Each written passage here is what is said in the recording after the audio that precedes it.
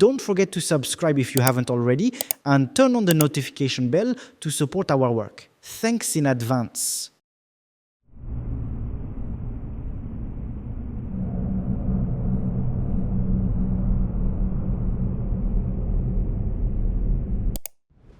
This is a Bible, standard size, nothing unusual, and most importantly, it was printed using modern industrial machines. But what if I told you that in the National Library of Sweden, in Stockholm, there's an 800-year-old book, over 300 pages long, entirely handwritten, nearly 3 feet tall, and so heavy it takes 2 people just to move it? Would you believe me? And what if I also told you that this entire book was written by a single person, in just one night? Hard to believe, right? And yet, that's exactly what the legend says. The Codex Gigas, also known as the Devil's Bible, is probably one of the most astonishing books in all of history, yet also one of the most mysterious. Let's be honest, this whole case is absolutely extraordinary, both in content and in form. From the physical features of this monumental book to its incredibly dark and twisted history, everything about the Codex Gigas is off the charts. And when scientific studies start to back up the legends surrounding it, we're no longer just dealing with a curious relic, we're staring straight into a full-blown mystical enigma.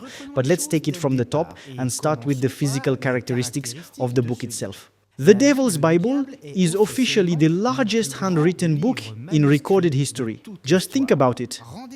36 inches tall, 20 inches wide, 8.5 inches thick, and weighing a massive 165 pounds. This medieval codex, written in 1229 during the 13th century, contains 310 pages today. It's believed that it originally had 320 pages, but a few have gone missing over time. It's entirely handwritten in Latin, of course, on vellum pages made from calfskin or possibly donkey hide. As for its contents, the Codex includes a complete Bible, both Old and New Testaments, the etymologies of Isidore of Seville, a kind of medieval encyclopedia, a medical manual based on the teachings of Hippocrates and Galen, a monastic calendar, a chronicle of Bohemian history, esoteric formulas, and exorcism rituals, and numerous illustrations, including the largest known medieval depiction of the devil, taking up an entire page. And let me remind you, that page is 36 inches by 20 inches. The physical characteristics of this book are completely over the top. Believe me, the Devil's Bible holds just about every record imaginable, and even more mysteries. And to wrap up with the mind-blowing numbers, experts estimate that it would have taken nearly half a gallon of ink to complete the calligraphy of the entire codex. And if it really was done by hand by a single person, as the legend claims, it would have taken nearly 25 years of non-stop work to complete it. Because yes, that's where things get mysterious and seriously intriguing. Writing a book by hand, even a massive one, was possible back then. It happened and it's well documented, but usually it took years, even decades. What's completely mind-blowing about the Devil's Bible is that, according to legend, it was written in a single night, one person, to create the largest handwritten book in all of history. Pretty diabolical, right? Well, that's the point. Beyond its colossal size, it's the story behind this book that truly drips with mystery.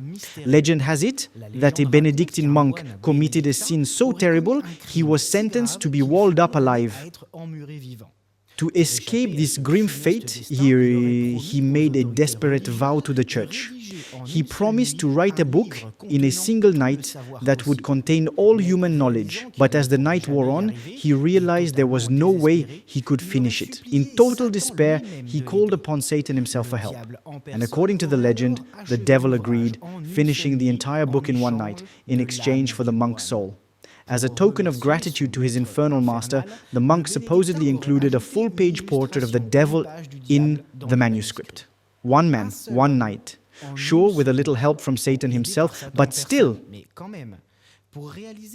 To produce such an extraordinary codex in such a short time and by a single person, the legend offers a rather compelling supernatural explanation, and I can already hear the skeptics saying, "Come on, that's easy to debunk. Just analyze the ink, the handwriting, and you'll prove this charming medieval tale is nothing more than an old myth." Well, guess what, my friends? That's exactly when things get even more fascinating. Because the moment science starts digging into this story, the legend suddenly doesn't seem so far-fetched. At the end of the 20th century and into the early 21st, experts in medieval manuscripts and material sciences, working in collaboration with the National Library of Sweden in Stockholm, conducted a series of in-depth analyses on the Devil's Bible. And you know what they found? Nothing contradicts the legend. On the contrary, all the results actually support the idea that this book was created by a single person in one continuous effort. Take the handwriting, for example. A meticulous study by medieval manuscript experts revealed something incredible. There are no signs of fatigue in the script. Handwritten texts, whether done with a quill, a stylus, or any other tool, almost always show some signs of weariness, a bit of physical fatigue in the script, which is completely normal and human. To put it simply, our handwriting usually isn't the same at the end of a long text as it was at the beginning, even for seasoned calligraphy experts. But with the Devil's Bible, there's not a single trace of fatigue. The handwriting stays perfectly consistent from the first page to the very last. All 310 pages of this codex show the exact same handwriting, steady, consistent, and seemingly untouched by fatigue. Weird, right? Now sure, you might say, that's still not proof it was written all at once. And you'd be right. But still, it's enough to make you wonder. But this is where it gets even more interesting, because now the ink analysis steps in to back up the legend. See, medieval scribes used to make their own ink. The basic ingredients were generally the same, but each monastery or even each scribe had their own little variations, their own secret recipes. So naturally, when writing a large manuscript over time, you'd expect to see slight changes in the ink's composition from one section to another, since they'd have to mix new batches as they went along. But in the case of the Devil's Bible, ink analysis showed something incredible. The exact same composition was used from the very first line to the very last. For reference, the ink used in the Codex Gigas is what's known as lamp black ink made from soot, which, let's be honest, feels oddly fitting when you're talking about a book supposedly written with the help of the devil. The other common recipe used at the time was iron gall ink made from oak galls and iron sulfate. But lamp black ink made from soot has one big advantage: it holds up much better over time. So, what does that tell us?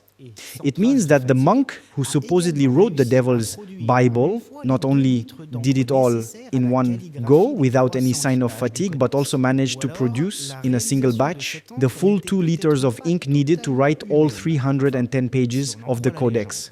But let's be honest, even if we take the whole devil and damned soul story out of the equation, the facts alone are hard to ignore. There is simply no rational explanation for the complete consistency of the handwriting from the first page to the last. No visible signs of fatigue in the script. No changes at all in the chemical composition of the ink used across 310 pages of text and illustrations. That alone is enough to make your head spin. Now, given the dark and mysterious circumstances surrounding its creation, a disgraced monk, sentenced to be walled up alive, and given the sheer scale and uniqueness of the Codex Gigas itself, the legend of the devil writing this book in exchange for the Benedictine monk's soul doesn't just seem possible, it almost feels like it belongs. With the Devil's Bible, we're diving straight into a perfect medieval legend. In the 13th century, a monk condemned to death sells his soul to Satan in exchange for the creation of the most incredible book in all of history. Now, just so you know, the reason this codex is called the Devil's Bible is largely because of one thing: a massive full-page illustration, the largest medieval depiction of the devil ever recorded. which, let's be real, is pretty bizarre, especially when it sits right in the middle of a Bible, a book that's supposed to be devoted to God. But aside from that medieval image of Satan, there's really nothing in the Codex that directly points to anything demonic, in fact, quite the opposite. The book actually contains esoteric texts, yes, but also conjurations and exorcism formulas, spells meant to protect humans from evil forces, even to drive demons away. So honestly, it's hard to imagine why the devil would write a book that includes instructions on how to defeat him. But hey, as they say, the devil is in the details. Maybe it was just his clever way of throwing us off the scent. Some claim the Codex is cursed, that it carries a powerful, dark energy. These rumors mostly stem from a chilling event in 1648, when the Swedish army took the book as war booty and brought it to the royal castle in Stockholm. Shortly after its arrival, a massive fire broke out. The Codex was reportedly saved from the flames by a guard who threw it out of a window to keep it from burning. But aside from that dramatic little incident, there's not much solid evidence to support the idea of an actual curse. The truth is, the Codex Gigas, the Devil's Bible, is simply astonishing, both in its physical form and in the legend that surrounds it. This book perfectly embodies the spirit of the Middle Ages, where the supernatural and the real often blended into one. And over 800 years later, it still stands as one of the most mysterious stories ever told.